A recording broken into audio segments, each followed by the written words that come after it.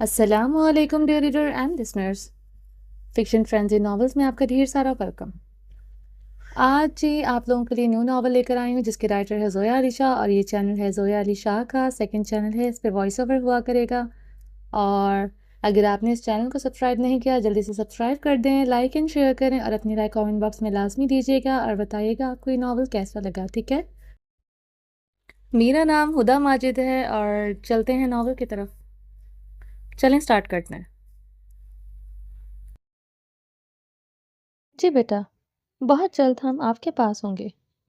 Commander Buraq بادشاہ ہمارے ملک کا مضبوط سرمایہ، ہم دونوں کی طرف سے بہت بہت مبارک ہو۔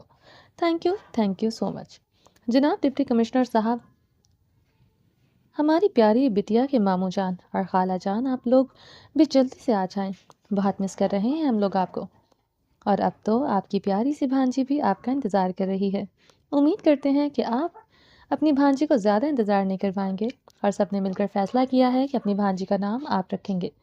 نہیں جی کمانڈو صاحب، ہم اپنی بھانجی اور اپنی بہن کو بالکل انتظار نہیں کروائیں گے، انشاءاللہ بہت جلد ہم آپ کے پاس ہوں گے، اور اپنی بھانجی کا نام بھی ہم ابھی ڈیسائیڈ کر دیتے ہیں۔ چلو جی یہ تو گڈ ہو گیا، جلدی سے ڈیسائیڈ کرتے ہیں تاکہ گڑیا کو اپنا نام پتہ چل سکے۔ یہ ازلان کی چہکتی ہوئی آواز تھی۔ گڑیا کا نام ہم عشا رکھیں گے، ماں کا نام فجر اور بیٹی کا نام عشا، اگر پسند ہو تو پھر ڈن کر دیں۔ واہ زبردست، نائس، بہت سے لوگوں نے ایک ساتھ کہا تھا، مطلب کہ سب کو نام پسند آ گیا۔ واہ میرے حاضر دماغ بھائی، نام بھی پیارا ہے اور بتانے کا سٹائل بھی پیارا۔ ماں کا نام فجر اور بیٹی کا نام عشا، ازلان نے خوش ہو کر داد دی تھی۔ فجر پلیز گڑیا کا چہرہ سکرین کے سامنے کرو، مجھے ٹھیک سے دکھائی نہیں دے رہا۔ منت تو داولی سی ہو کر بول رہی تھی، پلیز گڑیا مت بولو، عشا کہو عشا۔ ازلان نے منت کو گڑیا کا نام یاد دلایا۔ جی جی عشا کا چہرہ دکھا دیجیے پلیز، یہ لیجیے، یہ دیکھو گڑیا، یہ آپ کی بڑی خالہ جان ہے۔ حوریا نے آگے بڑھ کر گڑیا کے چہرے سے چادر اچھی طرح سے ہٹا کر اس کا چہرہ کیمرے کے سامنے کرتے ہوئے کہا، ماشاءاللہ کتنی کیوٹ ہے۔ کیوٹ کیسے نہیں ہوگی، بالکل اپنی خالہ پر گئی ہے۔ فجر نے مسکرا کر کہا، مجھ پر گئی ہے، مطلب کہ میں بھی اتنی پیاری ہوں؟ منت نے مسکراتے ہوئے کہا، جی آپ کی تعریف کے لیے بندہ وہاں پر حاضر ہے، اس سے پوچھ لیجیے گا کہ آپ کتنی خوبصورت اور کیوٹ ہیں جو دل و جان سے آپ پر مرتے ہیں۔ ازلان تم اپنا منہ بند رکھا کرو، وجدان نے شرماتے ہوئے کہا، کیونکہ وہاں پر سب لوگ موجود تھے جن میں منت کے چچا اور اپنے بابا سے اسے بہت شرم آ رہی تھی۔ دیکھ لو کیا دن ہوا کرتے تھے جب تم ہمیں اتنے پیار سے بھائی جان کہہ کر بلایا کرتی تھی، بڑی بھابھی بن کر تو آپ ہمارا احترام کرنا ہی بھول گئی ہیں۔ ازلان نے بیچارہ سا منہ بناتے ہوئے کہا، ہاں تو اپنی حرکتیں تھوڑی بڑی کر لو۔ وجدان نے کیمرہ آگے کر کے چہرہ کرتے ہوئے ازلان کو گھور کر کہا،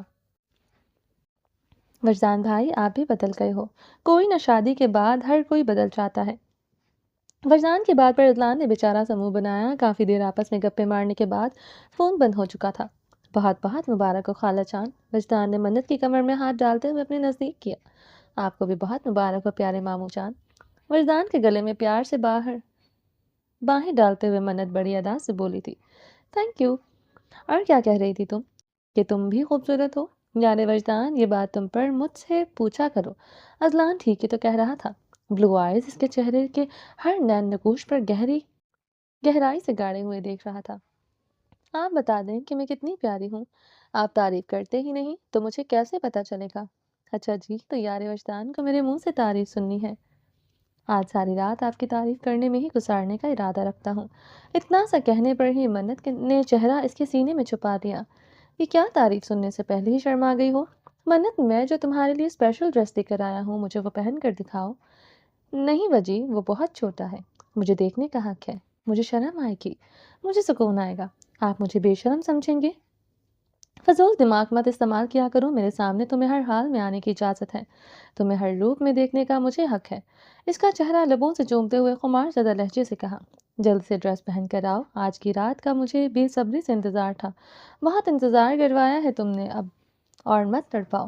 اس کی گردن میں چہرہ چھپانے لگا تھا، جتنا تڑپاؤ گی اتنا ہی تمہاری جان کو مشکل کروں گا یار وجدان۔ اس کی گردن پر لبوں کے نرم گرم لمس چھوڑتے ہوئے وہ بہکنے لگا تھا، نرمی سے اسے خود سے دور کرتے ہوئے اس کے ہاتھ میں اپنی فیوریٹ ڈریس والا پیکٹ تھماتے ہوئے آنکھ سے چینج کرنے کا اشارہ کیا۔ وہ پیکٹ پکڑ کر نظریں جھکائے چینج کرنے جا چکی تھی۔ وجدان سے انتظار کی گھڑیاں گزاری نہیں جا رہی تھی تو منت کے لائے ہوئے پرفیومز کو ٹرائی کرنے لگا تھا، شرٹ کے بٹن کھول کر بالوں سے بڑے ہوئے مضبوط سینے پر باڈی سپرے لگاتے ہوئے۔ اس کی نظر مرر میں نظریں جھکا کر آتی ہوئی منت پر پڑی۔ ٹی پنک کلر کی شارٹ سلکی نائٹی میں وہ باربی ڈول گڑیا کی طرح لگ رہی تھی۔ اس کا مخملی بدن نائٹی میں دمک رہا تھا۔ وجدان پرفیوم کو وہیں ڈریسنگ ٹیبل پر رکھتے ہوئے خمار زدہ نظروں سے دیکھتے ہوئے پلٹا تھا، اس کی جانب آہستہ آہستہ قدم اٹھاتے ہوئے نچلے ہونٹ کے کنارے کو کاٹتے ہوئے خماریوں کے پہرے لگائے ہوئے اس کی جانب بڑھتا چلا گیا، اپنے دونوں ہاتھوں کو مروڑتے ہوئے، نظروں کو جھکائے ہوئے، شرم سے چہرہ لال کیے ہوئے لبوں میں مسکرا رہی تھی۔ بہت خوبصورت لگ رہی ہو، اس کی کمر میں نرمی سے ہاتھ ڈالتے ہوئے اسے اپنے ساتھ لگایا۔ مجھے پہنتے ہوئے بہت شرم آ رہی تھی، اس کے مضبوط سینے میں چہرہ چھپاتے ہوئے خود کو محفوظ کر چکی تھی۔ شرمانے والی کون سی بات ہے، میری جان کو میرے سامنے ایسے ڈریسز پہننے کی اجازت ہے، مجھے خوشی بھی ہوتی ہے تمہیں ڈال کی طرح سجا ہوا دیکھ کر۔ اس کا چہرہ ہاتھ میں تھامتے ہوئے اپنے مقابل کر کے اس کے ہر نین نقش کو وہ گہری نظروں سے دیکھ رہا تھا، اس کے خوبصورت سراپے کو خماری بھری نظروں سے دیکھتے ہوئے اس کے حسن پر قربان ہو رہا تھا، پیاری سی شہزادی کو پیار سے اٹھا کر بیڈ پر لٹاتے ہوئے۔ آج وہ اپنی بہکی ہوئی شدتوں سے اس کے وجود کے رنائیوں کا مہکانا چاہتا تھا، اس پر گھٹا کی مانند چھایا ہوا اس کے چہرے کو اپنے ہونٹوں کی حرارت سے جلاتے ہوئے مدہوشیوں کی خوبصورت وادیوں میں لے جا رہا تھا۔ اس کی گردن پر لبوں کے نرم گرم لمس چھوڑتے اسے اپنی محبت کی دنیا میں لے جاتے ہوئے اس کی سانسوں کو مہکا رہا تھا۔ وہ اپنے وجہ کی الجھی ہوئی سانسوں کی خوشبو کو اپنے وجود کے رنائیوں پر محسوس کرتی ہوئی گہری سانسیں لے رہی تھی۔ اس کی تیز سانسوں میں بند ہوتی ہوئی اس کی خوبصورت آنکھوں کو دیکھ کر وجدان ورد کے لب خماری سے مسکرائے تھے۔ وہ آج اس کے وجود پر اپنے لبوں کی بہکی ہوئی مہریں لگاتے ہوئے محبت کی خوبصورت داستان لکھ رہا تھا۔ بہت دنوں کے بعد اسے یہ پیار بھرے حسین لمحے اور منت کی قربت نصیب ہوئی تھی۔ سخت شدتوں میں تیز بارش کی طرح اس کے نازک وجود پر برستے ہوئے اس کی سسکیوں کو اپنے سانسوں میں الجھائے ہوئے تھا۔ وہ اس کی پیار بھری محبت کے طوفانی بارش میں بھیگ کر اس کے سینے پر سر رکھے ہوئے گہری سانسیں لے رہی تھی۔ وجدان کے بالوں میں اپنے ہاتھوں کی انگلیاں نرمی سے پھیرتے ہوئے سکون سے لیٹا تھا۔ وجی، ہمارا بیبی ہوگا تب آپ ایسے ہی جلدی سے اس کا نام سوچ کر رکھ دیں گے جیسے آپ نے فجر کی بیٹی کا نام فوراً سے سوچ کر رکھ دیا؟ یار وجدان، یہ کوئی پوچھنے کی بات ہے؟ ویسے میرے یار کے دماغ میں یہ بات کیسے آئی؟ بس ویسے ہی میں نے سوچا کہ کیا آپ ہمارے بیبی کے لیے بھی اتنا خوش ہوں گے؟ میری پاگل بیوی، اگر میں اپنی بہن اور بھائی کے بچوں کے ساتھ اتنا پیار کرتا ہوں تو سوچو میں اپنی اولاد سے کتنا پیار کروں گا۔ اس کے بالوں میں انگلیاں پھیرتے ہوئے پیار سے بول کر اس کے دل کی بات جاننا چاہتا تھا۔ تمہیں ایسا کیوں لگا کہ میں اپنے بچے سے پیار نہیں کروں گا؟ کیونکہ آپ نے کبھی بھی ایکسائٹیڈ ہو کر کہا ہی نہیں کہ آپ کو بیٹا چاہیے یا بیٹی۔ آپ تو کبھی خود سے بچے کا ذکر بھی نہیں کرتے، ہمیشہ میں ہی کہتی ہوں اب سے بچے کا نام روز لیا کروں گا۔ فضول باتیں سوچ کر خود کو پریشان نہ کیا کرو منت۔ آج سے پہلے اس لیے نام نہیں لیتا تھا کیونکہ میں خود کو کوئی ایسی آسی نہیں دلانا چاہتا تھا جو پوری نہ ہو سکے۔ مجھے تمہاری جان اور تمہارے ساتھ سے زیادہ کچھ قیمتی نہیں لگتا۔ اس کے بعد بچے کا ذکر اس لیے نہیں کرتا تھا کہ تم اتنی تکلیف میں تھی اور تمہاری تکلیف دیکھ کر میرا دل پھٹنے لگ جاتا تھا۔ دن رات تمہارے ٹھیک ہونے کی دعائیں کرتے ہوئے بچے کے بارے میں میرا دماغ سوچتا ہی نہیں تھا۔ اب سب کچھ ٹھیک ہے تو اب روز بیبی بنانے کی پلاننگ بھی جاری رہے گی اور روز بچے کا نام بھی لوں گا۔ اور رہی بات کہ مجھے بیٹا چاہیے یا بیٹی، تو میں کہوں گا مجھے دونوں چاہیے۔ ایک پیاری سی بیٹی، بالکل تمہاری جیسی معصوم، تھوڑی تھوڑی بیوقوف، جس میں بچپنا بھرا ہوا ہو۔ مجھ سے زیادہ سمجھدار لڑکیاں اچھی نہیں لگتی۔ میری پیاری سی بیٹی تمہارے جیسی خوبصورت ہونی چاہیے، اور ایک بیٹا چاہے بالکل اذلان جیسا، نٹکھٹ شرارتی، گھر کی رونق اور ہمیشہ بہن بھائیوں پر جان مارنے والا۔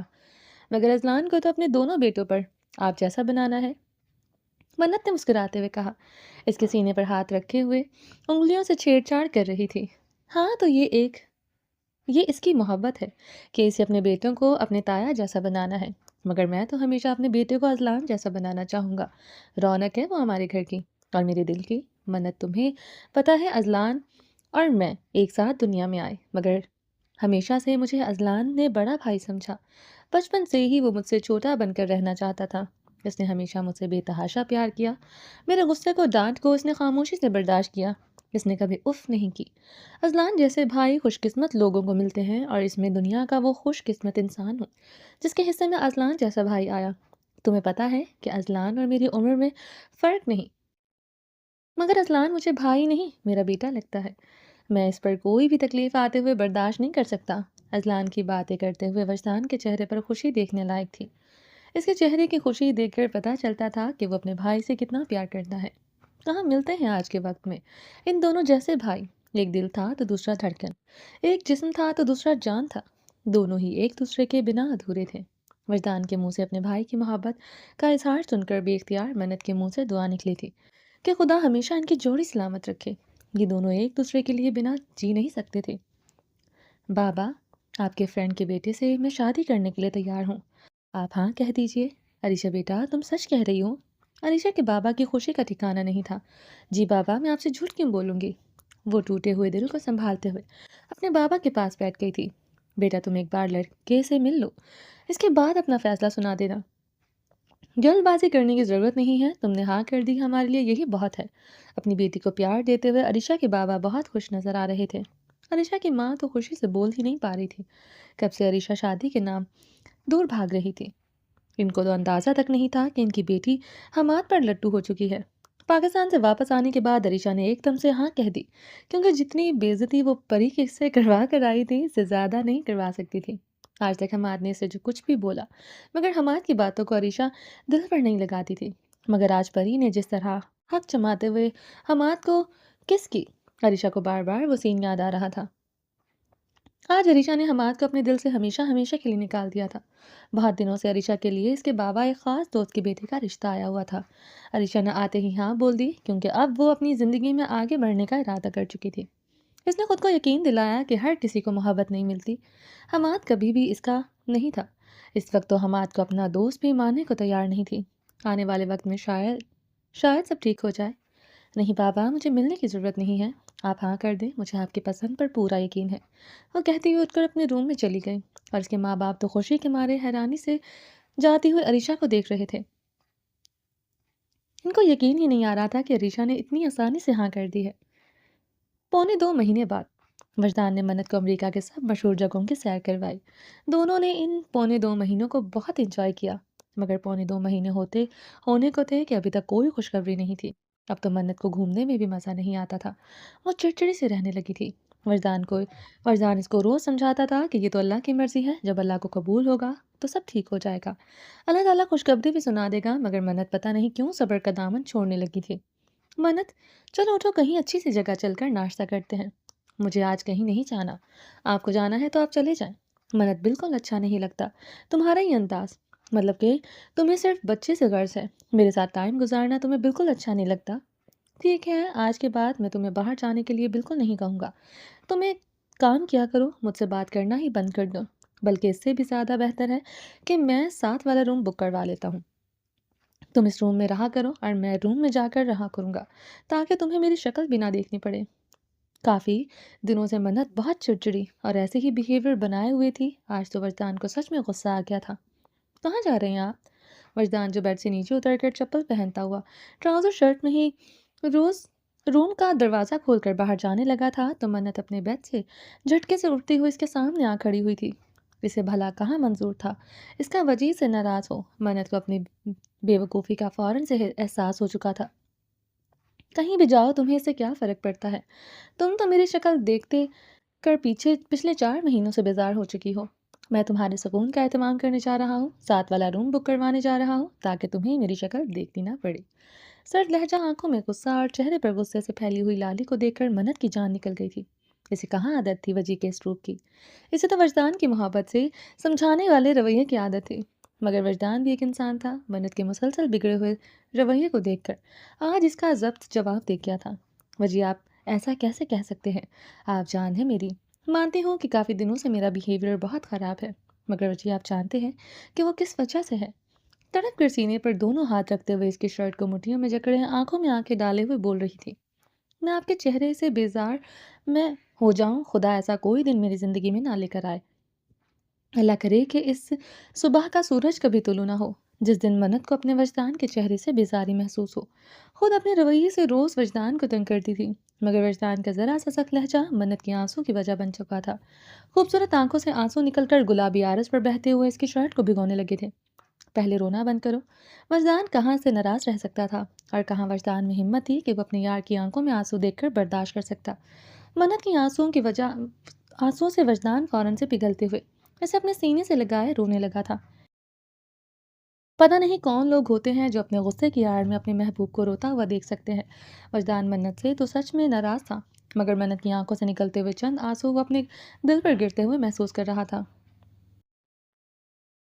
میں نہیں چپ کروں گی، میں سارا دن روتی رہوں گی۔ آپ نے کیسے کہا کہ آپ کا چہرہ دیکھ کر بیزار ہو گئی ہوں؟ کیسے آپ مجھے چھوڑ کر دوسرے روم میں جا سکتے ہیں؟ آپ مجھ سے بیزار ہو گئے ہیں، میں اب آپ کو اچھی نہیں لگتی، اب آپ مجھ سے پیار نہیں کرتے، ہمیشہ میری بیوقوفیوں کو پیار سے منا لیا کرتے تھے، مگر اب آپ مجھے ڈانٹنے لگے ہیں۔ یہاں تو کیس الٹا وجدان پر پڑ گیا تھا۔ وہ وجدان کے مضبوط چوڑے سینے پر سر رکھے ہوئے شکوے پر شکوے کر رہی تھی۔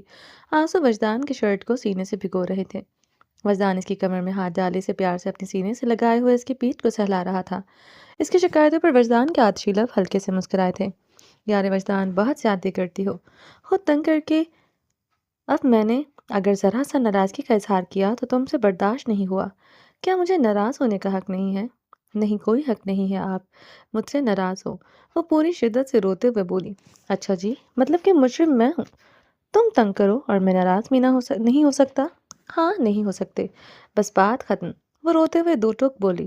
مت کیا کرو پیار میں دغا بازیاں، میری کمزوری کو بہت اچھی طرح سے جانتی ہو کہ تمہاری آنکھوں میں آنسو نہیں دیکھ سکتا، اس لیے اپنے چند آنسو بہا کر مجھے غلط ثابت کر دیتی ہو۔ وہ مسکراتے ہوئے اس کے چہرے کے اوپر اٹھا کر پیار سے چومتے ہوئے اس کی ناراضگی کو دور کر رہا تھا۔ لبوں سے اس کے شبنمی موتیوں کو پلکوں سے اور آرس سے چنتے ہوئے اس کے آنسو پی گیا تھا۔ اس پاگل لڑکی کو کیا بتاتا کہ وہ کبھی اس کے سامنے خود کو صحیح ثابت کرنا ہی نہیں چاہتا۔ محبت کا ایک اصول ہے کہ جہاں محبت ہوتی ہے وہاں محبوب کو صحیح اور غلط کا فرق سمجھایا نہیں جاتا۔ جہاں سامنے والا آپ کی کمزوری ہو وہاں روب نہیں جمایا جاتا۔ خاموش ہو جاؤ، اب تم سے بھی کبھی ناراض نہیں ہوں گا، پکا وعدہ؟ جی جی جان، جی وجی کی جان کا پکا وعدہ۔ اس کے ماتھے پر لب رکھ کر پیار سے چومتے ہوئے خود کو غلط اور اپنے یار کو صحیح ثابت کر دیا۔ کتنی خوبصورت محبت تھی چودھری وجدان ویرک کی۔ خوش قسمت لوگوں کو ایسا شوہر نصیب ہوتا ہے جو اپنے یار کے چہرے پر خوشی دیکھنے کے لیے خود کو غلط ثابت کر لے۔ چلو اب جلدی سے تیار ہو جاؤ، میں تمہیں اچھی سے جگہ سے ناشتہ کرواتا ہوں، پھر شاپنگ کے لیے چلیں گے۔ نہیں وجی، مجھے شاپنگ کرنے نہیں جانا۔ کتنی شاپنگ کریں گے؟ جب سے آئے ہوں شاپنگ کے لیے ہی جا رہی ہوں، مجھے نہیں کرنی۔ وہ بیزار سی ہو کر ایک بار پھر سے بولی تھی۔ تو یار وجدان کے آج روم میں بیٹھ کر بور ہونے کا ارادہ ہے، چلو شاپنگ نہیں کرتے، کہیں گھوم کر آتے ہیں۔ وجدان منت کی بیزاری کو دور کرنا چاہتا تھا۔ نہیں وجی، ہم کمرے میں بور نہیں ہوں گے، آج ہم کوئی اچھی سی مووی دیکھتے ہیں۔ وجدان نے ہاں میں سر ہلایا، جبکہ وجدان کا موویز وغیرہ دیکھنے کا بالکل بھی پسند نہیں تھا، مگر اپنی پیاری بیوی کی بیزاری کو دور کرنے کے لیے وہ مووی تک دیکھنے کے لیے تیار تھا۔ مطلب کہ تمہارا ناشتہ روم میں کرنے کا ارادہ ہے؟ جی، آپ ناشتہ آرڈر کر دیں، میں فریش ہو کر آتی ہوں۔ کیا آرڈر کروں؟ کیا کھانا ہے؟ ناشتے میں کچھ بھی۔ آج سچ پوچھیں تو میرا ناشتہ کرنے کا موڈ ہی نہیں، مگر پھر آپ کہیں گے کہ آپ کو میں تنگ کرتی ہوں۔ آپ کچھ بھی منگوا لیں، میں کھا لوں گی، وہ اچھے بچوں کی طرح۔ اچھا جی، اتنا شریف بچہ کب سے بن گئی ہو تم جو میری ہاں میں ہاں ملا کر کچھ بھی کھا لو گے؟ بتاؤ کیا کھانا ہے، میں آرڈر کر دیتا ہوں۔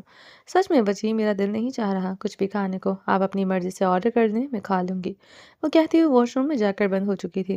وجدان نے فون پر ناشتہ آرڈر کر دیا۔ اسے اندازہ تھا کہ منت کس طرح کا ناشتہ پسند کرتی ہے۔ منت فریش ہو کر باہر آئی تو ناشتہ ریڈی تھا۔ وجدان تو پہلے ہی فریش ہو کر بیٹھا ہوا تھا، تو دونوں نے ایک ساتھ ناشتہ شروع کیا۔ منت ناشتے کو دیکھ کر عجیب سے چہرے کے زاویے بنا رہی تھی، جس کو وجدان مسلسل نوٹ کر رہا تھا۔ منت، کیا بات ہے؟ تمہیں ناشتہ اچھا نہیں لگ رہا تو مت کھاؤ، تھوڑی دیر بعد کھا لینا۔ وجدان نے اس کے چہرے کے بیزار سے تاثرات کو دیکھتے ہوئے کہا۔ وجی، مجھے کھانے کی اسمیل سے الٹی ہو رہی ہے۔ اتنا کہنا کیا تھا، وہ اٹھ کر منہ پر ہاتھ رکھتے ہوئے واش روم کی جانب بھاگی تھی۔ منت، کیا بات ہے، کیا ہوا؟ وجدان بھی ہاتھ میں نوالا پکڑے ہوئے وہیں پلیٹ پر رکھتے ہوئے اس کے پیچھے بھاگا۔ منت کو یوں بے قابو ہو کر الٹیاں کرتے دیکھ وجدان بہت پریشان ہو گیا تھا۔ منت کا ماتھا پسینے سے بھیگا ہوا تھا، وہ بہت نڈھال سی ہو کر الٹیاں کر رہی تھی، بیسن پر چہرہ جھکائے ہوئے کھڑی تھی۔ وجدان نے اس کے ماتھے پر ہاتھ رکھتے ہوئے اس کی پیٹھ کو سہلایا تھا۔ نل سے پانی لے کر اس کی کلی کرواتے ہوئے وجدان نے اس کا رخ اپنی طرف کرتے ہوئے ساتھ لگایا۔ وہ کافی گھبرائی ہوئی تھی۔ بیسن واش کرتے ہوئے وجدان اسے اٹھا کر روم میں لے آیا۔ بیڈ پر بٹھاتے ہوئے ٹشو سے اس کے ماتھے سے پسینہ صاف کیا۔ منت کیا بات ہے، چلو میں اب تمہیں ڈاکٹر کے پاس لے کر چلتا ہوں۔ منت خود بھی ڈاکٹر کے پاس جانا چاہتی تھی، اس کی طبیعت عجیب سی اپسٹ تھی۔ وجدان اسے لے کر ڈاکٹر کلینک پہنچ گیا، مگر وہاں تو چیک اپ کرنے کے بعد جو سننے کے لیے خوشخبری ملی تھی، دونوں کے پاؤں زمین پر نہیں لگ رہے تھے۔ جب ڈاکٹر نے چیک اپ کے بعد کہا کہ کانگریچولیشن مسٹر اینڈ مسز وجدان ورک، آپ موم اینڈ ڈیڈ بننے والے ہیں۔ Thank you so much doctor. منت کی تو خوشی کی آواز ہی نہیں نکلی تھی۔ وجدان نے ڈاکٹر کو تھینک یو کہتے ہوئے منت کی جانب دیکھا تھا۔ ڈاکٹر وجدان کا دوست اور اس کی بیوی تھی، اس لیے دونوں نے مسکراتے ہوئے روم سے باہر جانا ہی مناسب سمجھا۔ وجدان اور منت دونوں ان کے کلینک آتے تھے۔ انہیں بہت وی آئی پی ماحول دیا جاتا تھا، ایسے لگتا تھا جیسے ان کے لیے کوئی اسپیشل روم بک کروایا ہو۔ وجدان کے دوست اور اس کی وائف نے بہت اچھا ٹریٹمنٹ کرنے کے ساتھ بہت اچھی میزبانی بھی کی تھی۔ اس وقت کو وہ دونوں روم میں اکیلے تھے اور ایک دوسرے کو مسکراتی نظروں سے دیکھ رہے تھے۔ وجدان چلتے ہوئے بیڈ پر پاؤں لٹکا کر بیٹھی ہوئی منت کے قریب گیا۔ بہت بہت مبارک ہو میری لڑاکو بیوی، اس بات کے لیے تم اتنے دنوں سے موڈ خراب کیے ہوئی تھی۔ دیکھو آج اللہ تعالیٰ کی مرضی تھی تو پتہ بھی نہیں چلا کہ یہ خوشخبری کیسے ہماری جھولی میں ڈال دی گئی۔ اسے باہوں کے حصار میں لیتے ہوئے سینے سے لگا کر پیار سے بولا۔ آج پورے دل سے وجدان نے بھی اس احساس کو محسوس کیا تھا کہ وہ بابا بننے کا احساس بہت خوبصورت ہے۔ یہ جذبہ، یہ احساس، یہ سوچنے کی خیالات ہی انسان کو اتنا خوش کر دیتے ہیں۔ جب وہ بچہ دنیا میں آئے گا تو یہ جذبات کیسے ہوں گے؟ وجدان تو یہ سوچ سوچ کر خوش ہو رہا تھا۔ بہت بہت مبارک ہو آپ کو، منت نے شرما کر آہستہ سے کہا۔ خیر مبارک، اور پیاری سی چھوٹی سی جھلی سی امی جان، تمہیں بھی بہت بہت مبارک ہو۔ آخر دونوں کو وہ خوشیاں نصیب ہو گئی تھی جس کے لیے انہوں نے سالوں انتظار کیا تھا۔ بے شک اللہ تعالیٰ انسان کو اتنا ہی آزماتا ہے جتنی اس کی اوقات ہو۔ جہاں صبر کے پیمانے لبریز ہوتے ہیں، وہاں پیارا رب اپنے امتحان کی گھڑیاں ختم کر دیتا ہے۔ منت اور وجدان کا امتحان بھی ختم ہو گیا تھا۔ وقت تیز رفتار پر پرندے کی مانند اڑ رہا تھا۔ ان کو یہاں پر آئے ہوئے 6 مہینے گزر چکے تھے، کیونکہ ڈاکٹر نے پریگننسی کے 2 مہینے بعد تک یہاں پر سٹے کرنے کا کہا تھا۔ ماشاءاللہ منت کا ہر ٹیسٹ پرفیکٹ تھا اور وجدان کہیں پر بھی کوئی کمی بھی تو نہیں رہنے دیتا تھا۔ اس کی ڈائٹ کا وہ خود خیال رکھتا تھا، میڈیسن وہ خود دیتا، پراپر اسے واک کروانے کے لیے باہر لے کر جاتا، کھلی ہوا میں اسے بٹھاتا اور کوئی پریشانی اس کے نزدیک نہیں آنے دیتا تھا۔ گھر والے روز فون کر کے حال دریافت کرتے تھے۔ حریہ اور منت کی ڈیلیوری میں بھی صرف 1 مہینے کا فرق ہی تھا، مطلب کہ 2 گھروں میں ایک ساتھ خوشیاں آنے والی تھی۔ حماد، آپ میری بات سنیں۔ حماد جو ڈائننگ ٹیبل پر بیٹھا ہوا سب کے ساتھ کھانا کھا رہا تھا، گھر کے تمام افراد موجود تھے سوائے منت اور وجدان کے۔ پری کا یہ کہنا، حماد آپ میری بات سنیں، مجھے آپ سے کچھ کہنا ہے۔ حماد کو وائف دے رہا تھا کہ پری کچھ دھماکہ کرنے والی ہے، کیونکہ وہ پری سے کسی بھی طرح کی امید رکھ سکتا تھا۔ وہ کبھی بھی کچھ بھی بول سکتی تھی۔ پری ہم روم میں چل کر بات کریں گے۔ حماد نے یہی بہتر سمجھا کہ پری اپنا منہ روم میں جا کر ہی کھولے۔ کیوں؟ یہاں پر آپ اگر میری بات سنیں گے تو کیا اس پر کوئی ٹیکس لاگو ہو جائے گا؟ پری یہاں پر سب بڑے بیٹھے ہوئے ہیں، پلیز ہم روم میں چل کر بات کریں گے۔ حماد آہستہ سے لفظوں کو چباتے ہوئے بولا۔ اس وقت ڈائننگ ٹیبل پر چودھری ریاض ورک، چودھری آصف ورک، عافیہ بیگم اصلان اور زمل سب موجود تھے، اور ان کی خسر پسر سب لوگ بھی سن رہے تھے۔ ہاں تو بڑے بزرگ سن رہے ہیں تو اچھی بات ہے، میں کوئی گندی بات تھوڑی کرنے والی ہوں جو بڑے بزرگ نہیں سن سکتے۔ وہ ٹہری پری، اس کے پلے کون سا کچھ بات پڑنی تھی۔ حماد بیٹا سن لو وہ کیا کہنا چاہتی ہے، ایسے مت اس کو ہر بات پر چپ کروا دیا کرو۔ بدقسمتی سے عافیہ بیگم کا اتنا کہنا پری کو شہ دے گیا تھا۔ چلو کھولو منہ اور کرو میری عزت کا کچرا، حماد نے مصنوعی غصہ دکھاتے ہوئے کہا۔ میں آپ سے یہ کہنا چاہتی ہوں کہ سب کے گھر میں بیبیز آ رہے ہیں، اب ہمارے گھر میں بیبی آنا چاہیے۔ خاکس حماد کو جو پانی کا گلاس منہ سے لگائے ہوئے تھا، بیچارے کو کھانستے ہوئے پانی منہ سے باہر آ گیا، آنکھیں بھی باہر آ گئی اور وہاں پر بیٹھے ہوئے سب لوگ سکتے میں آ چکے تھے، سوائے اذلان کے جس کے دانت نکل رہے تھے، جس کو ایسے ہر غلط موقع پر بہت ہنسی آتی تھی۔ پری کبھی منہ کھولنے سے پہلے سوچ لیا کرو۔ حماد نے گھر کر دیکھا۔ میں نے غلط کیا کہا ہے؟ مجھے پہلے ہی پتا تھا آپ مجھے ڈانٹیں گے، اس لیے میں نے آپ کو روم میں نہیں بولا۔ سب کے سامنے مجھے ڈانٹ ڈانٹ کے دکھائے۔ پری اپنی ان بچکانہ حرکتوں کی وجہ سے ہمیشہ گھر کی رونق بنی رہتی تھی۔ چودھری آصر بیگ اور چودھری ریاض بیگ بھی نظر چکائے ہوئے مسکرا دیے۔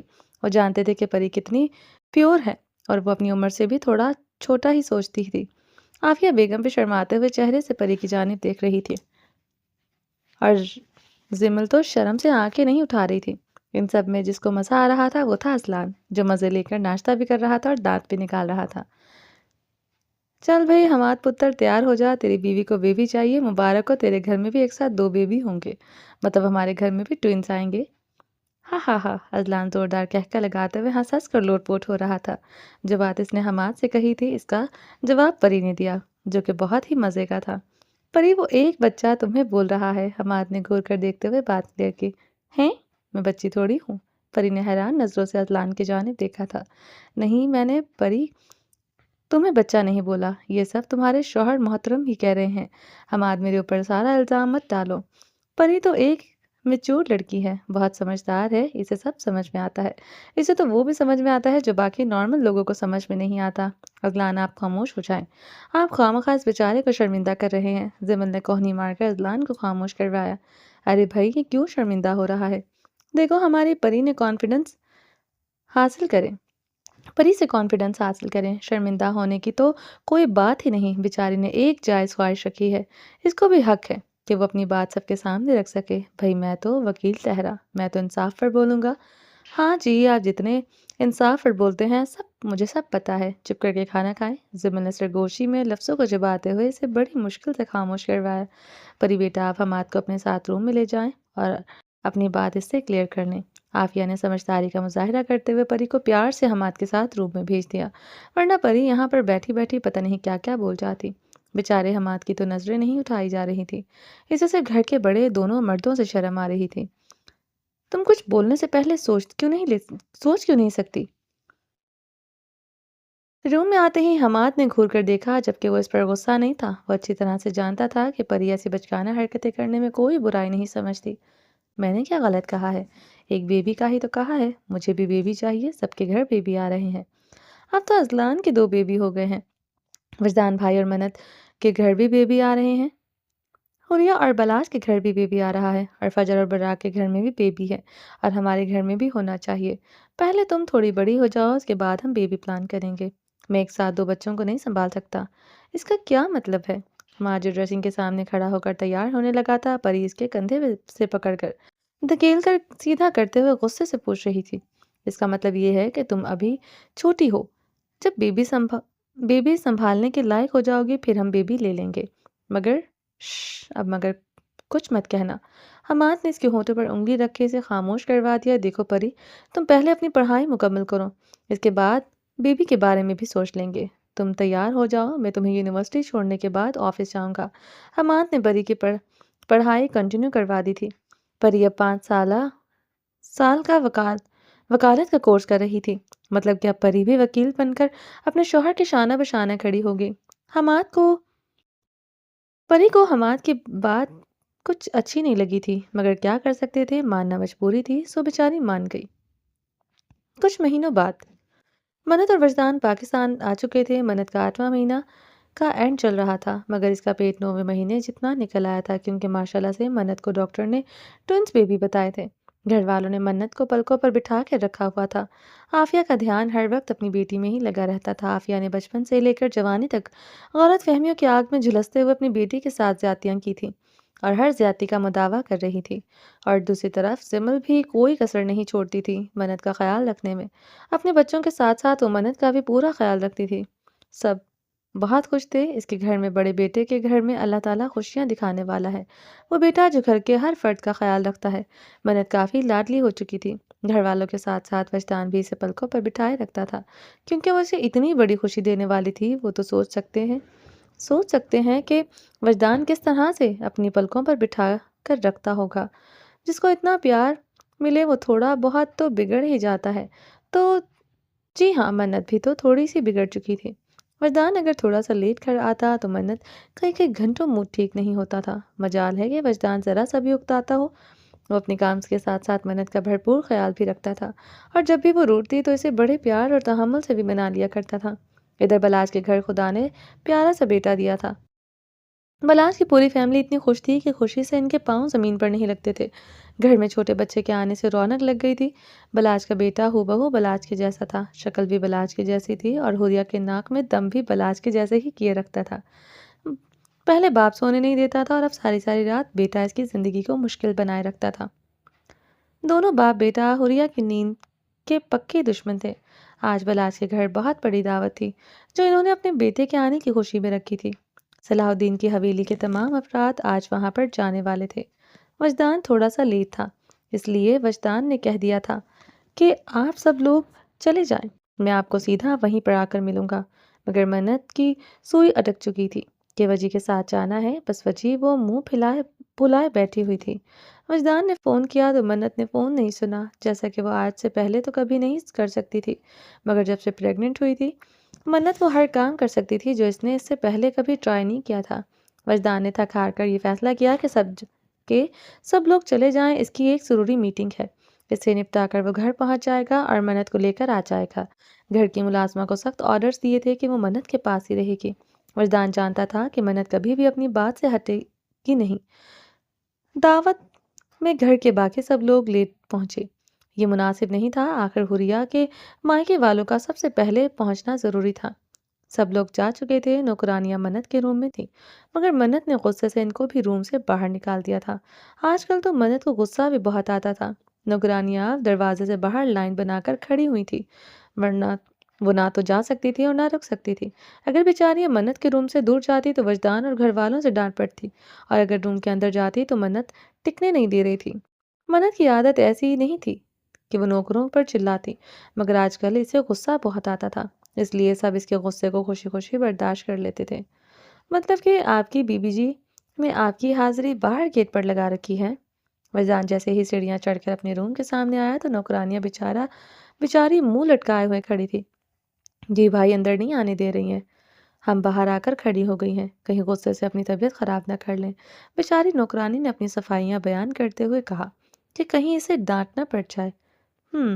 ٹھیک ہے، آپ لوگ پریشان نہیں ہو، جائیں میں دیکھ لوں گا۔ ان کو آزادی بخشتے ہوئے وجدان نے روم کا لاک گھمایا۔ امید کے مطابق روم اندر سے لاک تھا۔ منت دروازہ کھولو۔ منت جو بیڈ پر غصے سے لیٹی ہوئی تھی، اسے وجدان کی آواز آ رہی تھی، مگر وہ جان بوجھ کر آواز نہیں دے رہی تھی۔ یہ بھی غصہ نکالنے کا ایک انداز تھا۔ یار وجدان، شوہر کو باہر دروازے پر کھڑا کرنا یہ کوئی اچھی بات ہے؟ اچھی بیویاں کہنا مانتی ہیں، پلیز میری جان دروازہ کھولو۔ مٹھاس سے بھرے لہجے میں منت کو منایا جا رہا تھا۔ دروازہ کھولنے کے لیے اس کے علاوہ کوئی چارہ نہیں تھا۔ سختی تو منت پر کی ہی نہیں جا سکتی تھی، جو پہلے اس شخص کے ہاتھ کا چھالا تھی، اب تو اس کے بچوں کی ماں بننے والی تھی۔ اس کی کنڈیشن ایسی تھی کہ اس پر یہ سارے نخرے سوٹ کرتے تھے۔ اچھے شوہر بھی ٹائم سے گھر آتے ہیں۔ غصے والی آواز وجدان کے سماعت سے ٹکرائی تو اس کے لب مسکرا دیے تھے۔ وہ ایک ہاتھ دروازے پر رکھے ہوئے مسکرا رہا تھا۔ سوری، غلطی ہو گئی، آئندہ پورا دھیان رکھوں گا۔ مجھے آپ کی سوری قبول نہیں ہے، باہر کھڑے رہیں، میں دروازہ نہیں کھولوں گی۔ عدل سا جواب آیا۔ پلیز آئندہ ایسی گستاخی نہیں ہوگی، دروازہ کھولو، اندر آ کر کان پکڑ کر سوری بولوں گا۔ آپ ہمیشہ ایسے ہی کہتے ہیں، مگر پھر ہر چوتھے دن آپ گھر لیٹ آتے ہیں، میں آپ کو معاف نہیں کرنے والی۔ مطلب میڈم ضد پر اڑ چکی ہے۔ اب تو یہ دروازہ وجدان کا باپ بھی نہیں کھلوا سکتا تھا۔ پتہ نہیں منت میں اتنی ضد کیسے آ گئی تھی، وہ ایسی تو کبھی نہیں تھی۔ وجدان نے بنا غصہ کیے بغیر چڑے ہوئے اپنی سوچ پر عمل کرنے کے لیے اپنے روم کی بیک سائڈ کا رخ کیا۔ ونڈو کے نٹ کھولتے ہوئے وجدان مسکرا رہا تھا، یہ سوچ کر کہ اس نے جس سے پیار کیا جائے اس کی خاطر انسان کیا کیا کرنے کو تیار ہو جاتا ہے۔ یہ سب کچھ وجدان کر رہا تھا، یہ اس کی پرسنالٹی کے برعکس تھا، مگر یار کو منانے کا یہ بھی ایک انداز تھا۔ جب سب نٹ کھول کر ونڈو کے اندر داخل ہوا تو منت جو بیڈ پر دوسری جانب رخ کیے لیٹی ہوئی تھی۔ روم میں ٹی وی کی آواز سے اسے پتہ نہیں چلا کہ وجدان کب روم میں داخل ہو گیا۔ اسے اپنے سامنے دیکھ کر اس کی آنکھیں پھٹی کی پھٹی رہ گئی تھی۔ دروازہ تو بند تھا، وجدان کیسے اندر آیا؟ وہ حیران تھی۔ آپ اندر کیسے آئے؟ تمہارے دل سے؟ تمہیں کیا لگتا ہے کہ تم میرے آنے کے سب راستے بند کر دو گی تو میں تم تک پہنچ نہیں سکتا؟ اس کے پاس بیٹھتے اسے اٹھنے سے روک چکا تھا۔ ایک ہاتھ اس کے موٹے بڑے ہوئے پیٹ سے گزارتے ہوئے بیڈ پر رکھے اس کا چہرہ اس پر جھکائے ہوئے بیٹھا تھا۔ مجھے آپ سے کوئی بات نہیں کرنی، وہ روٹھا ہوا چہرہ بنا کر بولتے ہوئے بہت پیاری لگ رہی تھی۔ تو نہ کرو، مجھے تو تم سے بات کرنی ہے میری موٹو۔ اس کی بالائی لب کو جھک کر لبوں کی قید میں لیتے ہوئے نمی کے چند قطرے اپنے اندر اتارتے دن بھر کی تھکن کو دور کر رہا تھا۔ اور جو میڈم خوخار بلی بنی ہوئی تھی، وجدان کے لبوں کو اپنی پنکھڑیوں پر محسوس کرتے آنکھیں بند کیے ہاتھ اس کی سخت داڑھی والی گال پر رکھے ہوئے تھی۔ چودھری وجدان ورک کا عشق تھا جس سے منت کا بچنا مشکل ہو جایا کرتا تھا۔ کسی میگنیٹ کی طرح وہ اپنی طرف متاثر کرتا تھا۔ آج کل تو وجدان صرف شبنمی قطروں کو پی کر ہی اپنے سلگتے بے لگام جذباتوں کو ٹھنڈا کیا کرتا تھا۔ اب بتاؤ میرا یار کتنا ناراض ہے، تاکہ میں اس سب کا حساب سے کان پکڑ کر کھڑا ہو جاؤں۔ لبوں کو آزادی دیتے خمار زدہ لہجے سے بولا، جتنی شدت سے اس نے ہونٹوں کو ہونٹوں میں قید کیا تھا۔ منت کے دل کی دھڑکنیں تو پہلے ہی بے قرار کر چکا تھا۔ اس کی تیز سانسوں کو دیکھ وجدان کے لب مسکرائے تھے۔ ڈاکٹر نے کوئی ہدایت نہیں دی تھی، اس کے باوجود چودھری وجدان نے اپنے ارمانوں پر پچھلے 1 مہینے سے کڑے پہرے لگا رکھے تھے۔ وہ اپنی یار کو ذرا سی بھی تکلیف نہیں دے سکتا تھا، اور وجدان کا قریب جانا اس وقت منت کے لیے صرف تکلیف ہی تھا۔ اس کی اکھڑی ہوئی تیز سانسوں کو دیکھ کر اسے احساس ہوا کہ اس نے منت پر خماری کے رنگ تھوڑی زیادہ گہرے ہی کر دیے تھے۔ میری جان، اگر ناراضگی برقرار نہیں رکھی جا رہی تو دفع کرو۔ اس کے کان میں سرگوشی کی۔ کسی اور دن کے لیے چھوڑ دو، پھر کبھی روٹ جانا، غلام حاضر ہے منالے کا۔ ایک بار پھر سے اس کے لبوں کو پیار سے چومتے ہوئے کہا، آپ میرے غلام نہیں ہیں، ایسا مت کہا کریں، مجھے اچھا نہیں لگتا۔ وجدان کے چہرے کو اپنے ہاتھوں کے پیالے میں بھرے ہوئے وہ خماری سے دیکھ رہی تھی۔ اس کے احساسات وجدان کو نظر آ رہے تھے، کیسے سمجھاتا کہ وہ خود اپنے یار کی غربت کے لیے کتنا بے قرار ہے۔ اگر میرا ایسا کہنا اچھا نہیں لگتا تو پھر مجھ سے ناراض کیوں ہوتی ہو؟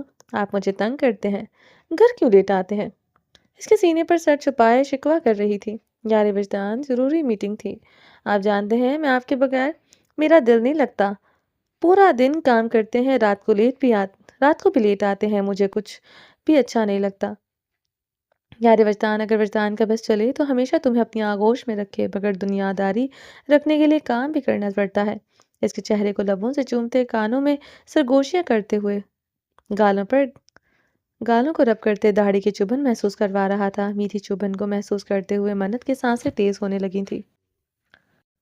اس کی تیز ہوتی سانسوں کو محسوس کرتے وجدان خود پر کنٹرول کھونے لگا تھا۔ بہت عقل مندی اور ذہانت سے صبر کرتے ہوئے نرمی سے منت سے دور ہوا تھا۔ وہ اس کے کالر کو دونوں جانب سے پکڑے ہوئے آنکھیں بند کیے ہوئے تھی۔ وجی، اس نے خماری سے وجی کا نام لیا تھا۔ اس کا یار کیا چاہتا ہے وہ یہ بھی جانتا تھا۔ وجی کی جان، تھوڑا سا اور وقت، اس وقت تمہیں تکلیف نہیں دے سکتا، تمہارے قریب آ کر خود کو سنبھال نہیں سکوں گا، بس تھوڑے سے وقت کی بات ہے، تمہاری ہر خواہش اور احساسات کو پورا کروں گا جو میرا فرض ہے۔ ابھی اٹھ کر تیار ہو جاؤ، وہاں پر سب لوگ ہمارا انتظار کر رہے ہیں۔ منت ہوش پہ آتے ہوئے شرم سے لال پڑ گئی تھی۔ اسے اپنی حرکت پر شرم آ رہی تھی۔ وہ رخ دوسری جانب موڑے ہی اپنے ہونٹوں کو دانتوں سے کاٹنے لگی تھی۔ میری جان، یہ شرمانے کی ضرورت نہیں ہے، تمہارا پورا حق ہے مجھ پر۔ تم جب چاہو مجھے اپنی سانسوں سے زیادہ قریب لا سکتی ہو۔ اس کے گال پر ہاتھ رکھتے ہوئے اس کا رخ اپنی جانب کر گیا تھا۔ ماتھے پر لب رکھ کر پیار سے چومتے ہوئے اسے شرم و حیا سے نظریں چکائے دیکھ سمجھ رہا تھا۔ آپ کیا سوچ رہے ہوں گے میرے بارے میں؟ اس کے سینے میں سر چھپائے ہوئے بولی، یہی سوچ رہا ہوں کہ میری محبت میں بہت کشش ہے، کہ اپنے یار کا غصہ 2 منٹ میں اتار سکتا ہوں۔ اور شرارت سے ہنستے اس کے پاس سے اٹھ کر کھڑا ہوا تھا۔ میں آپ سے اب بھی ناراض ہوں۔ وجدان نے اس کے سامنے ہاتھ پھیلا رکھا تھا، ہاتھ پر ہاتھ نرمی سے رکھتے ہوئے کتنی خوبصورتی سے ناراضگی کا اظہار کر رہی تھی۔ مجھ سے کوئی پوچھے تیری زندگی کی قیمت کیا ہے، مجھے یاد آ جاتا ہے مسکرانا تیرا۔ اسے نرمی سے بیڈ سے اٹھاتے پیار سے سینے سے لگا گیا تھا۔ سننا ہے تم لے لیتے ہو ہر بات کا بدلہ میری جان، آزمائیں گے ہم بھی تمہیں تیرے لبوں کو چوم کر۔ اس رومانٹک شاعری کے چند بول جتنے خوبصورت تھے، اس سے کہیں زیادہ اس شہزادے کے بولنے کا انداز تھا۔ وجی، آپ کو شاعری کب سے آنے لگی؟ جب سے یار وجدان سے عشق کیا ہے۔ آج سے پہلے کبھی سنی تو نہیں؟ جلدی کیا ہے میرے یار کو؟ ابھی تو پوری زندگی گزارنی ہے تمہارے ساتھ۔ ہر گزرتے وقت کے ساتھ اپنے وجدان کو اپنے لیے پہلے سے زیادہ دیوانہ پاؤ گی۔ تیار ہو جاؤ، اس سے زیادہ رومانٹک ہوا تو تم حوریہ کے بیٹے کی خوشی کی دعوت میں نہیں جا سکیں گے۔ اپنے ساتھ منت کو بھی ہوش کی دنیا میں واپس لاتے ہوئے مسکرا دیا۔ دونوں تیار ہو کر حوریہ کے گھر جا رہے تھے۔ وجدان منت کا ہاتھ پکڑے ہوئے تھا۔ عریشہ دلہن بن کر اپنے دلہے کے ساتھ بیٹھی ہوئی تھی۔ اسے انتظار تھا حماد کا کہ وہ پری کے ساتھ آئے اور دیکھے کہ اس کا دلہا بھی کتنا خوبصورت ہے۔ ابھی تک وہ خاندان کا کوئی بھی فرد نہیں پہنچا تھا۔ عریشہ دلہن کے روپ میں سجی سوری اسٹیج پر بیٹھی تھی۔ عریشہ کے ماں باپ نے شادی پاکستان میں آ کر کی تاکہ لڑکے کے گھر والوں کو بھی آسانی رہے اور عریشہ کی فیملی والے بھی اس سب میں شامل ہو سکے۔ عریشہ کا ننیال اور ددیال پاکستان میں ہی تھا۔ عریشہ نے گولڈن کلر کی میکسی پہن رکھی تھی جس پر بہت خوبصورت اور مہنگا کام کیا ہوا تھا۔ اس کے دلہے نے سیم میچنگ کی شیروانی پہن رکھی تھی۔ دونوں کی جوڑی تو خوبصورت لگ رہی تھی مگر عریشہ کو اپنی جوڑی حماد اور پری کو دکھانی تھی۔ وہ کب سے بے قراری سے نظریں باہری راستے پر جمائے اسٹیج پر بیٹھی تھی۔ بڑی مشکل سے آخر وہ کھڑی پہنچ ہی گئی تھی جب اس کی نظر آتے ہوئے فجر اور براق پر پڑی جو اپنی بیٹی سے کھیلتے ہوئے آ رہے تھے۔ براق نے اپنی بیٹی کو اٹھا رکھا تھا اور فجر ساتھ ساتھ باتیں کرتے ہوئے اندر داخل ہوئی تھی۔ پھر ایک کے بعد ایک خاندان کے فیملی ممبرز داخل ہوئے مگر شاید سبھی ورک نہیں آئے تھے۔ باقی سب موجود تھے۔ عریشہ کی شادی آلیار سے ہوئی ہے۔ براق نے جیسے نظر ہی سامنے عریشہ کے ساتھ بیٹھے ہوئے دلہے کے روپ میں آلیار پر پڑی، براق کا پارا ایک دم سے ہائی ہو گیا تھا۔ اسے آج بھی اس شخص سے اتنی ہی چڑ تھی جتنی پہلے دن۔ براق پلیز، مجھے بھی نہیں پتا تھا کہ عریشہ کی شادی کس سے ہو رہی ہے۔ یہاں پر کوئی بھی ریئیکٹ مت کیجیے گا۔ اگر آپ کہیں تو میں ابھی آپ کے ساتھ واپس چلتی ہوں مگر مجھے کچھ کہیے گا مت۔ قسم سے مجھے نہیں پتا۔ فجر گھبرا گئی اسے آلیار کو دیکھتے ہی۔ براق کا وہ مارنا یاد آ گیا تھا۔ براق کو فوراً سے احساس ہوا کہ اس نے اپنے لہجے سے آج پھر سے فجر کو ڈرا دیا ہے۔ فجر میری جان، میں تم پر شک نہیں کر رہا اور نہ ہی میں تمہیں کچھ کہوں گا۔ یار معاف کر دو، اس رات کے لیے میں شرمندہ ہوں مگر یار اس شخص کو میں نہیں جھیل سکتا۔ مجھے نفرت ہے اس سے۔ میں جب بھی سوچتا ہوں کہ یہ تمہارے لیے پاگل تھا میرا دل چاہتا ہے کہ میں اس کے ٹکڑے کر دوں۔ تم میری تھی، میری ہو اور ہمیشہ میری رہو گی۔ اس کا ہاتھ اپنے ہاتھ میں تھامتے ہوئے آہستہ آہستہ سرگوشی میں بات کر رہا تھا۔ اب تو ہمارا رشتہ عشاء کے آنے سے اور بھی مضبوط ہو گیا ہے۔ میری زندگی میں کسی آلیار کی کوئی جگہ نہیں، وہ تو دور دور تک میری یادوں میں بھی نہیں ہے۔ فجر نے براق کو یقین دلاتے ہوئے کہا، تمہیں صفائی دینے کی ضرورت نہیں ہے میری جان، میں جانتا ہوں، بس میں تو اپنے دل کی بات بتا رہا ہوں۔ اس شخص کو میں اپنی نظروں کے سامنے زیادہ دیر برداشت نہیں کر سکتا تھا۔ تمہیں جو بھی رسم ادا کرنی ہے فوراً سے کرو، ہم لوگ واپس یہاں سے چلے جائیں گے۔ کوئی بھی بہانہ کر دینا فجر، صرف ایک اس کی شکل دیکھنے کے علاوہ کچھ بھی کہو، میں سب ماننے کے لیے تیار ہوں۔ ہمیں کوئی ضرورت نہیں ہے رسم کرنے کی بھی، واپس چلتے ہیں۔ نہیں فجر، ایسے تمہیں بہت سے لوگوں سے سوالوں کا جواب دینا پڑے گا۔ بس تمہیں جو بھی کرنا ہے جلدی سے کرو، ہم لوگ پھر نکل جائیں گے۔ پری اور حماد بھی ان کے پیچھے ہی آ پہنچے تھے۔ وہ ان کے پیچھے اذلان اور زمل تھے۔ عافیہ بیگم اور آصف فرق نے اسٹیج پر جا کر ان لوگوں کو مبارکباد دی۔ اس کے بعد باری باری سب جاتے گئے۔ براق نہیں گیا تھا، صرف فجر گئی تھی۔ وہ بھی عریشہ والی سائڈ پر بیٹھ کر اسے مبارکباد دیتی ہوئی فوراً وہاں سے اٹھ کر کھڑی ہوئی تھی کیونکہ اس نے آلیار کی نظروں کو خود پر محسوس کیا تھا اور وہ جانتی تھی کہ اس کا شوہر اس کا جنونی عاشق ہے جو سامنے ہی اپنی بیٹی کو لے کر گود میں لیے کھڑا اس پر نظر گاڑے ہوئے تھا۔ اور وہ غصے کا جتنا تیز ہے تو فجر پوری امید کر سکتی تھی کہ براق نے اسٹیج پر آ کر آلیار کے دلہے والے روپ کو بگاڑنے میں ایک منٹ نہیں لگائے گا۔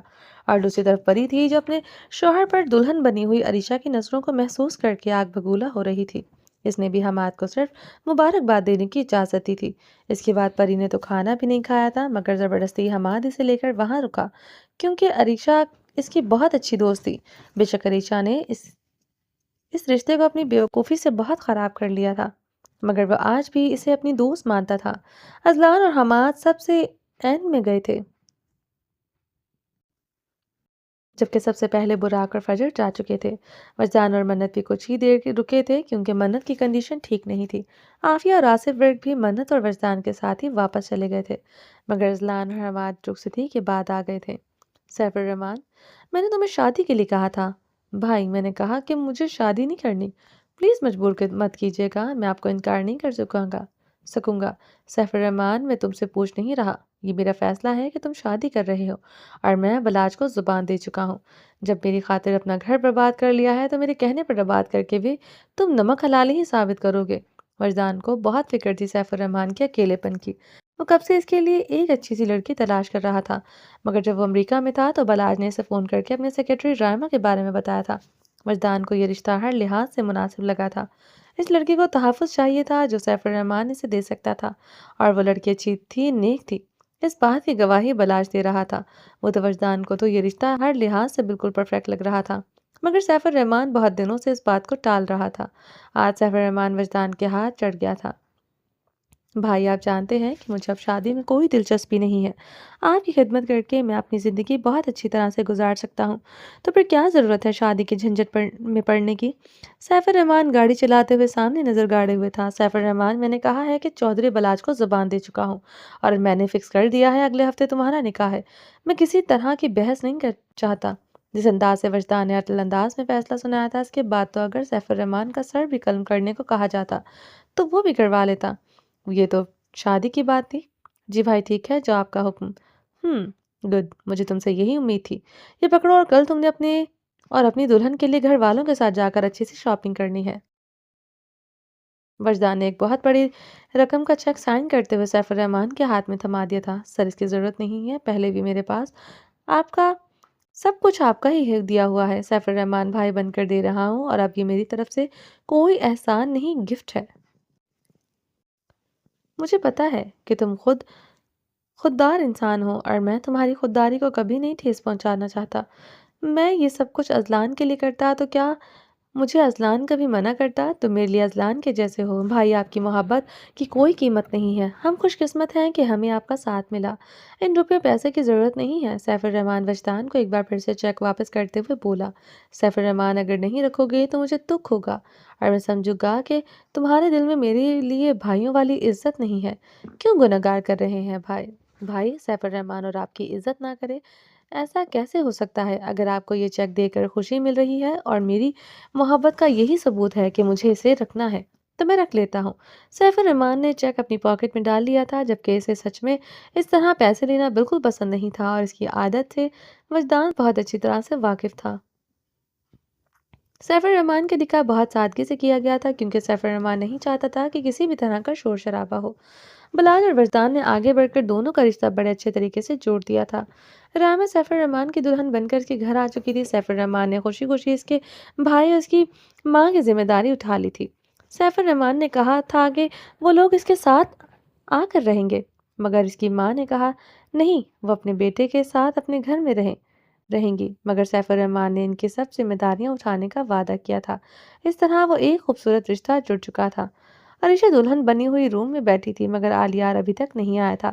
عریشہ کو غصہ آنے لگا تھا۔ عریشہ نے آلیار سے رشتہ توڑ لیا تھا، مگر اس کی نظریں اب بھی حماد کو ہی دیکھنا چاہتی تھی، اور دوسری طرف آلیار تھا جس کی نظریں آج بھی فجر کی طرف منتظر تھی، اور آج فجر کے لیے ایک جھلک دیکھ کر وہ تو اپنے دل میں اٹھتے طوفانوں کو روک نہیں پا رہا تھا، مگر اس کی اوقات بھی نہیں تھی کہ وہ فجر سے بات بھی کر سکتا، کیونکہ اس کا جنونی عاشق، اس کا شوہر، اس کا محافظ کمانڈو براق صاحب کس قدر کسیلا ہے، اس کا تو اندازہ تو اسے آج بھی ان تھپڑوں سے یاد آتا تھا جو اسے براق سے پڑے تھے۔ اگر عریشہ دل میں کسی اور کو بسائے ہوئی تھی، تو دوسری جانب آلیار بھی عریشہ سے مختلف نہیں تھا۔ دونوں نے ماں باپ کی خوشی کے لیے شادی تو کر لی تھی، مگر دونوں ایمانداری کے ساتھ نئی زندگی میں قدم نہیں رکھا تھا۔ ایسے رشتوں کو صرف دعاؤں کی ضرورت ہوتی ہے۔ ایسے رشتے بہت کم ہی منزل تک پہنچتے ہیں۔ رشتے میں چاہے محبت ہو یا نہ ہو، مگر ایک دوسرے پر یقین، ایمانداری، بھروسہ اور ایک دوسرے کی عزت ہونا ضروری ہے، اور اس میں کوئی چیز بھی نہیں تھی۔ کافی دیر تک آلیار روم میں نہیں آیا تو عریشہ چینج کرنے کے لیے واش روم میں جا چکی تھی۔ اس نے بھی کون سا پورے دل سے آلیار سے شادی کی تھی۔ اس نے بھی صرف پری اور حماد کو دکھانے کے لیے شادی کی تھی کہ وہ بھی ایک اچھے اور خوبصورت لڑکے سے شادی کر سکتی ہے، اور اپنے ماں باپ کے زور کی روز کی باتوں سے جان چھڑواتے ہوئے اس نے یہ رشتہ بنا تو لیا تھا، مگر عریشہ اس رشتے کو نبھا سکے گی یا نہیں، یہ تو کوئی نہیں جانتا تھا۔ دوسری جانب آلیار نے بھی فجر کو کھو کر اپنے دل پر پتھر رکھتے ہوئے گھر والوں کی مرضی سے یہ رشتہ بنا تو لیا تھا، مگر وہ خود بھی نہیں جانتا تھا کہ اس رشتے کو وہ کب تک چلا سکے گا۔ کچھ مہینوں بعد منت اور وجدان کے گھر خدا نے 2 خوبصورت بیٹیاں دیں۔ ان کو پا کر ان کی زندگی مکمل ہو گئی۔ منت کی بیٹیاں سیزر سے پیدا ہو گئی تھی۔ تو اس لیے منت سیڑھیاں چڑھ کر اوپر نیچے نہیں آ جا سکتی تھی، اس لیے اسے نیچے والے روم میں شفٹ کر دیا گیا تھا اور عافیہ منت کے پاس ہر وقت رہتی تھی۔ ایک تو منت بھی ٹھیک سے اٹھ بیٹھ نہیں سکتی تھی اور دوسرا دونوں بچیوں کا خیال رکھنے کے لیے وہ ہر وقت اس کے ساتھ اس کے روم میں ہی رہتی تھی۔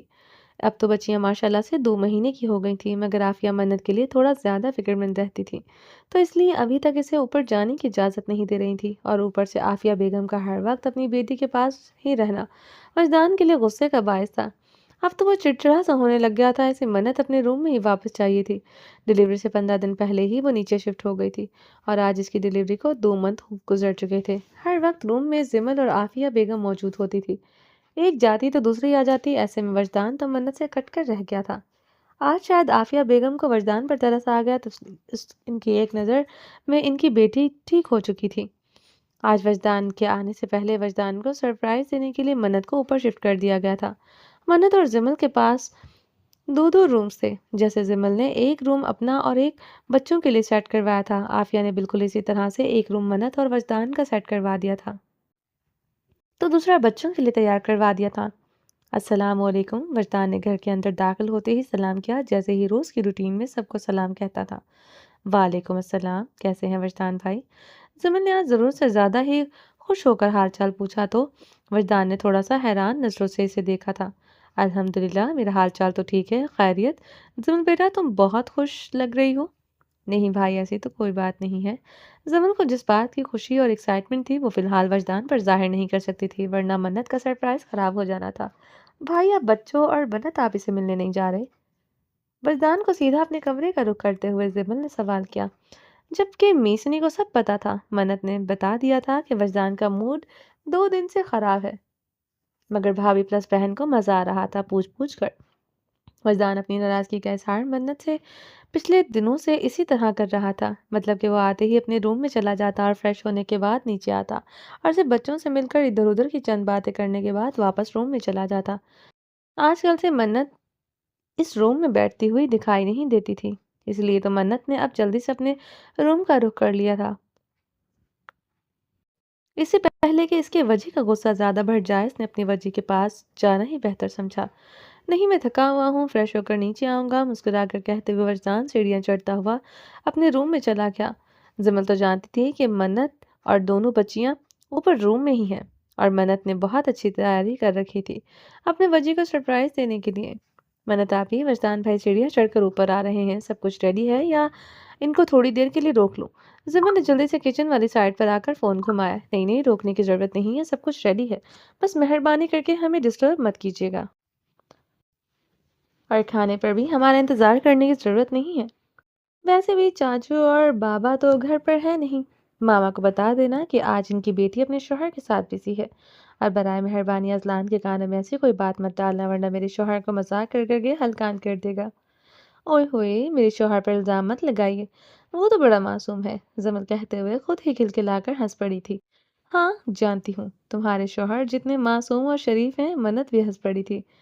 فون بند کرو، وجدان دروازے پر آ چکے ہیں، دروازہ کھٹکھٹا رہے ہیں، کہتے ہوئے منت نے فون بند کر دیا۔ دونوں بچیاں بیڈ پر براجمان ہو کر سو رہی تھیں۔ ویسے تو ساتھ والا روم ریڈی تھا اور بچیوں کی کیئر ٹیکر بھی روم میں موجود تھی، مگر منت خود کچھ دیر کے لیے بچیوں کو روم میں لے کر آئی تھی۔ آخر ان کو بھی تو پتا چلے کہ ان کے بابا اور ماما کا روم کون سا ہے۔ دونوں نے ایک ہی جیسی فراک پہن رکھی تھی، وائٹ کلر کی فراکس کے اوپر ٹی پنک کلر کی فرل لگی ہوئی تھی۔ دونوں کی شکلیں بالکل ایک جیسی تھی، چھوٹی سی خوبصورت پریاں سو رہی تھی۔ دونوں بچیوں میں سب سے خوبصورت چیز ان کی آنکھیں تھی، ان کی آنکھوں کا رنگ بالکل اپنے بابا چودھری وجدان گرگ جیسا تھا۔ دونوں کی بلو آئیز تھی، جو انہیں اپنے بابا کی طرح سب سے الگ اور منفرد بناتا تھا۔ منت نے پورے روم کو ریڈ روز سے ڈیکوریٹ کیا تھا، روم میں مدھم سا رومانٹک میوزک کو پلے کر رکھا تھا۔ رومانٹک روم فریشنر نے تو روم کا ماحول ایسا بنا دیا تھا جیسے وہ کسی نیو شادی شدہ جوڑے کے روم میں کھڑی ہو۔ بلیک کلر کے آف وائٹ ٹچ کے ساتھ لگے ہوئے پردوں کے ساتھ کی میچنگ بیڈ شیٹ روم کو اور بھی خوبصورت بنا رہی تھی۔ کافی کچھ تھا وجدان کے لیے اس نے بس دروازہ کھولنے کی دیر تھی۔ چاروں طرف سے نظریں دوڑاتے ہوئے لائٹ آف کر کے اپنے دوپٹے کو ٹھیک کرتی ہوئی وہ دروازے کی جانب بڑھی۔ وجدان نے دوبارہ نوک کیا، تیسری بار کرنے کا لگا تھا، وہ حیران تھا کہ روم میں کون ہے جو اندر سے لاک کیے ہوئے ہے، جبکہ وہ تو جانتا تھا کہ منت تو نیچے ہے اور وہ کوئی اور اس کے روم کو اس طرح سے لاک کیوں کرے گا۔ اس سے پہلے کہ وہ دروازہ کھٹکھٹایا تھا، منت نے آہستہ سے دروازہ کھول دیا، اس ڈر سے کہ کہیں بچیاں نہ اٹھ جائیں۔ وجدان نے جیسے ہی روم کے اندر قدم رکھا، روم میں اندھیرا تھا۔ وجدان کو کچھ سمجھ نہیں آیا، مگر روم سے آتی ہوئی خوشبو، رومانٹک میوزک کی دھن اور دروازہ کھولنے کا انداز بتا رہا تھا کہ اس کے یار کے علاوہ کوئی نہیں ہو سکتا۔ وجدان کے لب مسکرائے تھے، دھڑکنیں بے ترتیب ہوئی تھیں، مطلب کہ اس کے یار کو سمجھ آ گئی کہ اس کا شوہر ناراض ہے۔ وہ دل میں سوچ کر مسکرایا۔ روم میں پوری طرح سے اندھیرا چھایا ہوا تھا۔ جیسے ہی وجدان کے لیے منت نے دروازہ کھولا تھا، سیڑھیوں پر لگی ہوئی لائٹ وزمل نے چپکے سے آف کر دی تھی، جس کی وجہ سے کچھ بھی دکھائی نہیں دے رہا تھا۔ ہاتھ کو ہاتھ نہیں دکھائی دے رہا تھا۔ منت دروازہ کھول کر خود اس کو تنگ کرنے کی غرض سے دروازے کے پیچھے ہو گئی۔ وجدان نے دروازے کو بند کرتے ہوئے لاک کر دیا تھا۔ اندھیرے میں منت اپنی طرف سے تو چھپ کر کھڑی ہوئی تھی۔ اس کو جھٹکا تو تب لگا جب وجدان نے اس کی کمر میں ہاتھ ڈالتے ہوئے جھٹکے سے اپنے قریب کیا، اس قدر زور سے اپنی جانب کھینچا تھا کہ وہ لہراتی ہوئی وجدان کے سینے سے آ ٹکرائی۔ دھڑکتے دھڑکنوں سے ٹکرائیں تو منت کی سسکی سی نکلی تھی۔ یار وجدان ابھی تڑپانے میں کسر باقی ہے، جو اب بھی دور کھڑی ہو، بغیر موقع دیے اپنی باہوں میں زور سے کستے ہوئے، سرگوشی میں کہتے ہوئے، دیوانگی سے اس کے چہرے کو بے تحاشا چوم رہا تھا۔ اسے دروازے کے ساتھ لگائے، ایک ہاتھ اس کی کمر میں ڈالے ہوئے، دوسرے ہاتھ اس کے بالوں میں انگلیاں تھستے ہوئے، اس کے چہرے کو دیوانگی سے بے تحاشا چومتے ہوئے اپنے ہوش کھو رہا تھا۔ اتنے دن بعد یار کے قریب آ کر ہوش رکھنے کا ارادہ بھی نہیں رکھتا تھا۔ وجدان کے لب اس کی پنکھڑیوں سے ٹکرائے، اس کے پورے وجود میں سرسراہٹ سی دوڑ گئی تھی۔